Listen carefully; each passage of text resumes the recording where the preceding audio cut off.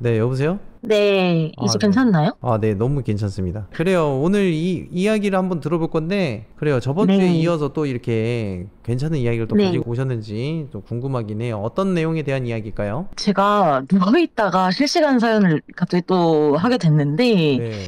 제가 당직기에서 사연 그 캠방할 때 물 비린내 난다고 한 적이 있거든요? 최초로 났던 때에 대한 이야기예요. 저희가 이야기를 한번 들어볼 건데, 네. 좋습니다. 그러면 저희가 준비되신 것 같으니까 한번 이야기를 들어볼까요? 네. 네, 좋습니다. 그럼 바로 시작해주세요. 큐! 액션!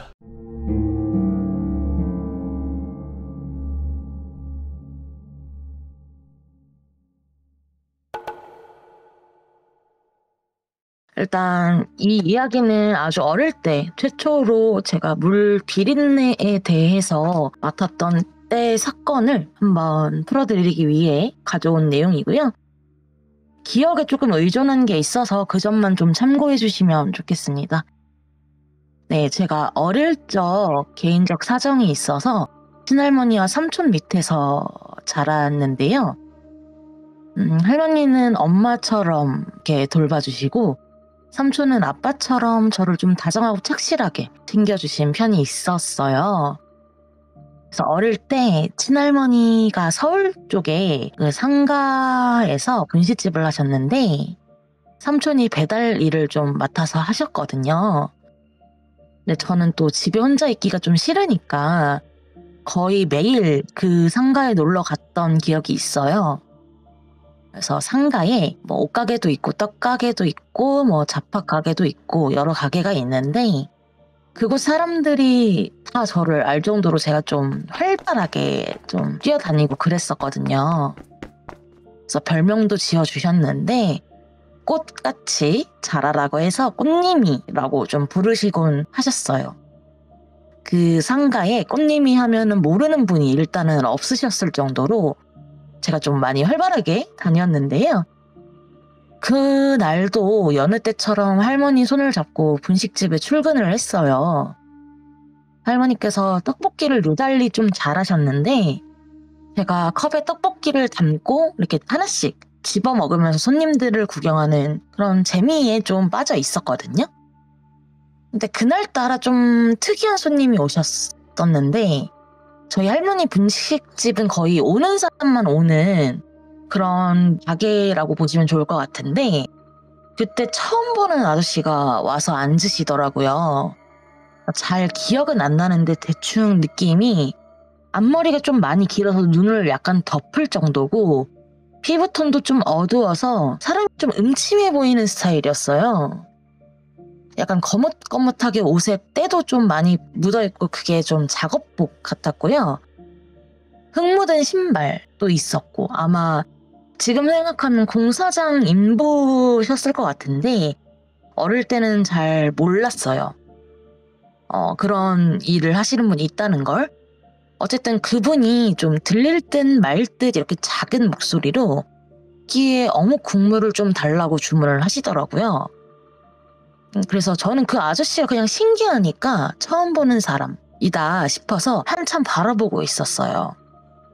근데 아저씨가 거의 움직이지 않고 덩그러니 앉아서 그냥 떡볶이가 나올 때까지 테이블만 쭉 바닥만 보고 계시더라고요.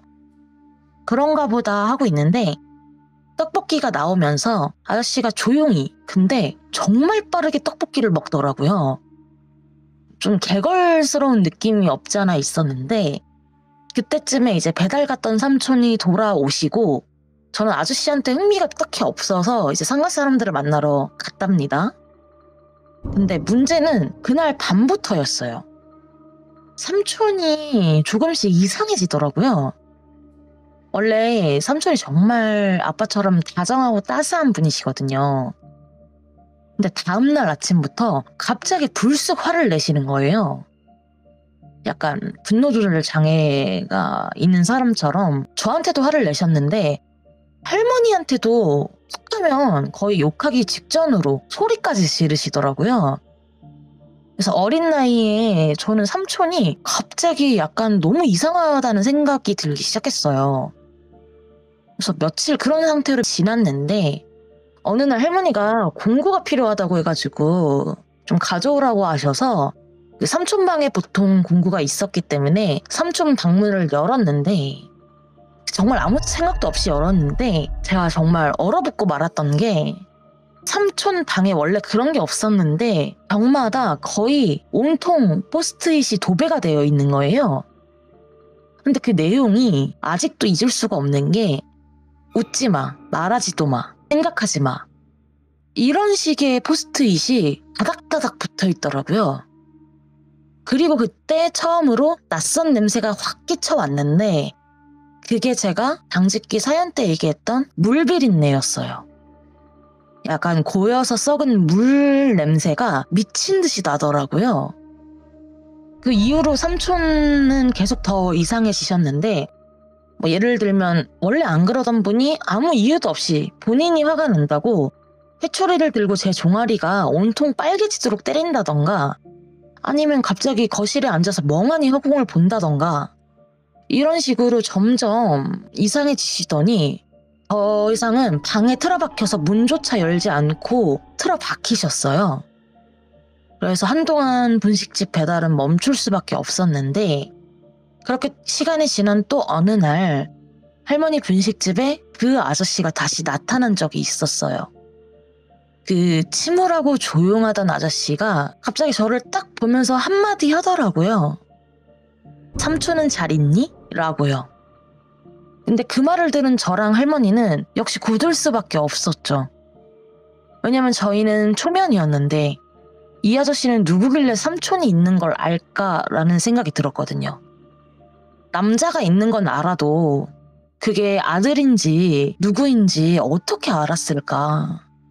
물론 불행 중 다행으로 시간이 이제 점차 흐르면서 삼촌은 서서히 다시 방 밖으로 나오기 시작했고 이전의 일을 전혀 기억하지 못하는 건지 아니면 미안하다는 건지 다시 할머니랑 제게 친절하고 다정한 사람으로 돌아오셨어요.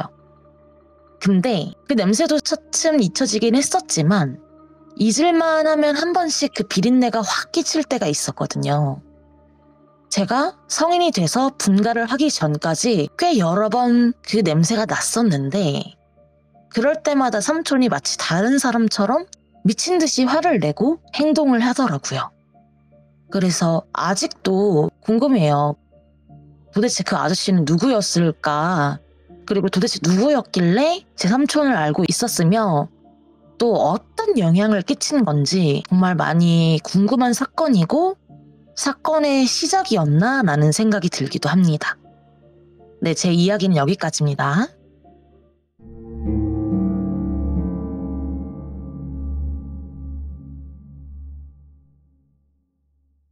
아, 네, 여기 잘 들었습니다. 물비린내의 시작이라. 처음 캠방을 할 때 네. 물비린내가 나는 곳에서 제가 상태가 특히 심해진다라고 말씀을 드렸던 기억이 나는데 네네.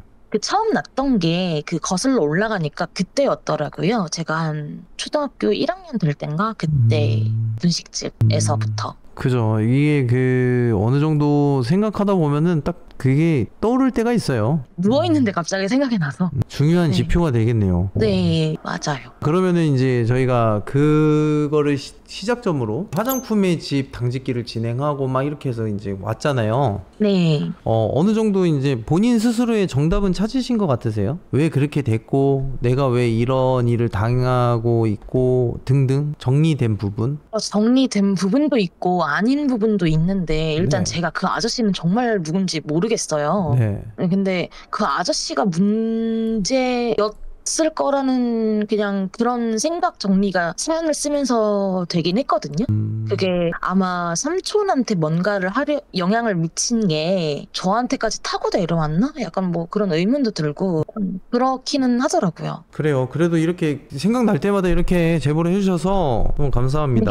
네. 또 우리 이화님. 뭐 추가적으로 궁금한 거 있으실까요? 저요? 네, 뭐 하시고 싶은 말씀이라든가 뭐. 저는 그냥 제가 너무 이거를 이렇게 크게 무서운 얘기라고 생각을 안 했었나 봐요. 그래서 이 얘기를 하려고 했던 게 아니라 다음번에 좀 섬뜩한 걸 모색하려고 여기저기 찌르고 있었는데 오늘 그냥 실시간 신청자가 적으신 것 같아서 그냥 했습니다. 아, 네. 네. 감사합니다. 고맙습니다. 그래요. 우리 그래도 이렇게 또 부족할 때 서로 도와야죠. 고맙습니다. 네, 그렇죠. 알겠습니다. 그럼 우리 이하님 너무너무 감사하고 그러면은 다음에 사연 있을 때 또 뵙도록 하겠습니다. 감사합니다. 네, 감사합니다. 네. 자, 사연 신청은 방송국 홈 게시글에 링크를 통해 팬카페, 구글 폼, 디스코드로 사연을 신청해 주신다면 언제든지 참가하실 수 있습니다.